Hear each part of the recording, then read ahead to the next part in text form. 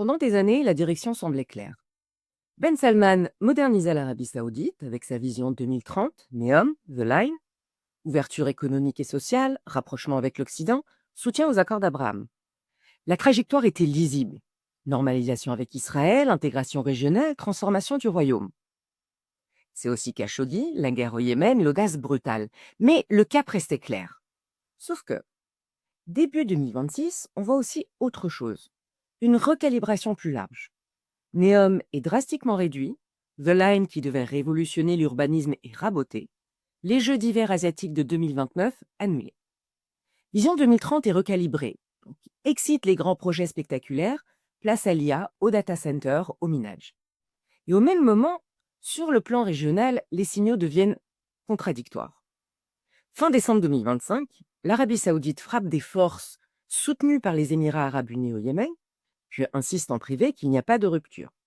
Des médias saoudiens tiennent une rhétorique franchement antisémite contre Israël, pendant que des responsables rassurent discrètement des leaders juifs à Washington. Rien n'a changé, les canaux existent, pas d'inquiétude. Alors qu'est-ce qu'on regarde exactement? L'Arabie saoudite perd le nord? Elle change de stratégie? Ou bien, est-ce que Ben Salman parle simplement à deux voix pour garder ses options ouvertes? Vu de l'extérieur, tout ça ressemble à de la confusion, des signaux contradictoires d'un royaume qui ne sait plus où il va. Les vues de l'Arabie saoudite, c'est précisément l'inverse. C'est un système de flexibilité maximale. Pour comprendre ce système, il faut d'abord saisir ce qui a changé. Pourquoi cette trajectoire a été déviée? C'est vrai que le 7 octobre et la guerre à Gaza ont ralenti cette dynamique. Mais la vraie rupture n'est pas venue de là, en tout cas pas directement. Elle est venue de l'attaque israélienne en plein cœur de la capitale qatari, Doha, en septembre 2025, quand Israël a tenté d'éliminer des responsables du Hamas.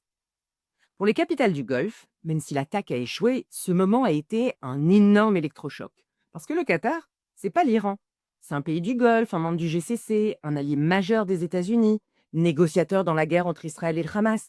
Donc si Israël peut frapper là sans conséquence, aucune capitale de la région n'était vraiment à l'abri. Cette attaque, elle a fissuré une règle tacite, celle de la sanctuarisation de certains espaces diplomatiques. Après la frappe au Qatar, s'éloigner de la normalisation est devenu non seulement plus facile politiquement, la rue arabe était devenue massivement anti-israélienne, mais aussi plus prudent stratégiquement, tout simplement. Parce que pourquoi se précipiter? Pourquoi s'exposer publiquement à une alliance avec un État qui peut frapper n'importe où, n'importe qui? Et puis quand Trump arrive au pouvoir, l'Arabie saoudite obtient de Washington l'accord de défense qu'elle voulait, sans avoir à normaliser avec Israël. C'est Trump, l'architecte des accords d'Abraham, qui accepte de découpler en fait ces accords de la normalisation. Un signal que même les États-Unis ne misent plus tout sur ces cartes. Résultat, l'Arabie saoudite n'est plus pressée. Pour comprendre ce que fait vraiment l'Arabie saoudite, il faut regarder trois dimensions en même temps. La première, le vital. La cohésion sociale, la sécurité du territoire et des infrastructures énergétiques, des routes maritimes, et tout ce qui rend possible en fait Vision 2030. Et ça, c'est pas une option idéologique, c'est la boussole de tout le reste. Deuxième dimension, le stratégique. La relation avec les États-Unis, qui reste le pilier, la dissuasion face à l'Iran, qui reste la menace principale, la gestion du risque régional, mais sans jamais se retrouver enfermé dans une seule dépendance. Dernière dimension, enfin, le narratif. Ce qui peut être dit publiquement, ce qui doit rester implicite, ce qui peut être suggéré sans jamais être proclamé.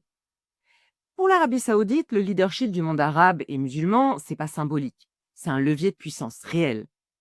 Donc s'afficher publiquement aux côtés d'Israël pendant que Gaza est détruit, c'est perdre cette légitimité et avec elle une partie d'influence régionale. Parce que la rue saoudienne ne vote peut-être pas, mais elle conditionne fortement la marge de manœuvre du régime. En privé, Ben Salman peut dire à Anthony Blinken, ancien secrétaire d'État du président Biden, qu'il ne se soucie pas de la question palestinienne. Mais sa rue, oui. Donc publiquement, il ne peut pas se le permettre. Et c'est exactement cette tension entre ce que Ben Salman pense et ce que le royaume peut afficher qui explique toute la stratégie actuelle. Parce qu'afficher une alliance trop visible avec Israël, c'est fragiliser d'un côté le contrat social interne et de l'autre son positionnement régional. Donc sur le terrain, l'Arabie saoudite coopère déjà étroitement avec les États-Unis sur la défense antimissiles, le partage de renseignements, la sécurité maritime. Cette intégration militaire existe, elle fonctionne, et parfois en coordination en direct avec Israël. Mais afficher publiquement cette architecture régionale de sécurité, c'est pas neutre. Ça fige une posture, ça réduit la marge de manœuvre, et surtout ça crée des coûts symboliques et politiques. Donc ces trois dimensions ne sont pas en conflit, mais elles ne sont pas parfaitement synchronisées non plus. Et ce décalage, il est volontaire. Donc sur le plan opérationnel, l'Arabie saoudite est déjà profondément intégrée à l'architecture régionale de défense construite autour des États-Unis. Elle participe à des exercices conjoints sur la défense aérienne et antimissiles. Ces systèmes sont interopérables avec ceux des Américains et d'autres. Elle fait partie de mécanismes de partage d'alerte face aux menaces iraniennes. En mer Rouge, dans le Golfe, cette intégration militaire existe, elle fonctionne au quotidien. Le cadre américain permet en fait à l'Arabie saoudite de coopérer militairement, donc de se protéger, sans formaliser une alliance politique. Les informations circulent, les alertes arrivent, les systèmes sont connectés. Chacun peut dire qu'il coopère avec Washington, même lorsque cette coopération implique dans les faits Israël, mais sans exposition publique directe. Lors de l'affrontement des 12 jours d'ailleurs entre Israël et l'Iran, cette architecture a prouvé son efficacité. Les missiles iraniens ont été interceptés, les systèmes saoudiens étaient coordonnés avec ceux des États-Unis et d'Israël, mais l'Arabie saoudite n'a jamais eu à le dire publiquement. Elle parlait de défense du territoire, de son territoire. Pour elle, c'est exactement l'équilibre recherché. Une intégration réelle, opérationnelle, mais avec une visibilité politique minimale. C'est là que la frappe au Yémen dont on a parlé au début prend tout son sens. Les Émirats, eux, ont fait le choix inverse, celui de la visibilité, de la projection, d'une narration assumée. Normalisation avec Israël, discours clair, position affichée. Sauf que cette trajectoire a produit un éloignement stratégique avec l'Arabie saoudite. Et les Émirats en paient le prix. Ils sont traités de traîtres dans une partie du monde arabe, une grande partie du monde arabe. Et au Yémen, cet éloignement a cessé d'être abstrait. Parce que quand des forces soutenues par les Émirats ont commencé à menacer la frontière sud saoudienne, la réponse a été militaire. Et ce moment révèle quelque chose d'essentiel. Derrière la prudence verbale et les sourires diplomatiques, l'Arabie saoudite ne transige pas quand ses lignes rouges sont touchées. Et elle dit autre chose. Elle dit que la hiérarchie régionale existe, et avec ça aussi, elle ne négocie pas. Alors la flexibilité au niveau national, c'est bien, mais cette flexibilité saoudienne a un impact direct sur l'équilibre régional. Prenons la question qui se posait à travers la reconstruction de Gaza.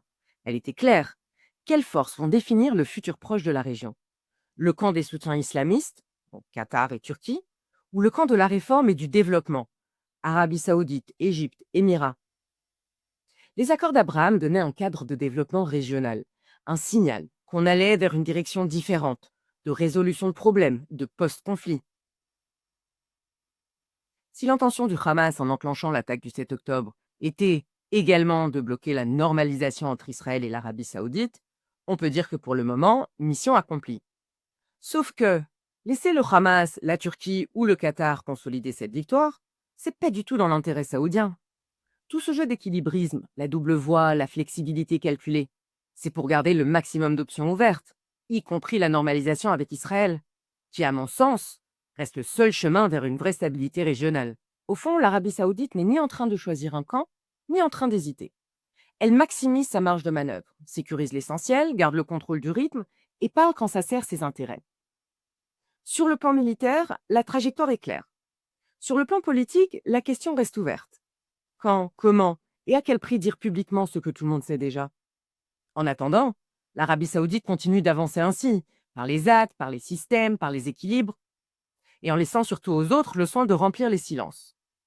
Parce que pour une puissance moyenne, comme l'Arabie saoudite, dans un environnement hyper instable, c'est pas de l'indécision, c'est de la stratégie, presque de la survie. C'était Zone d'influence, on se retrouve la semaine prochaine.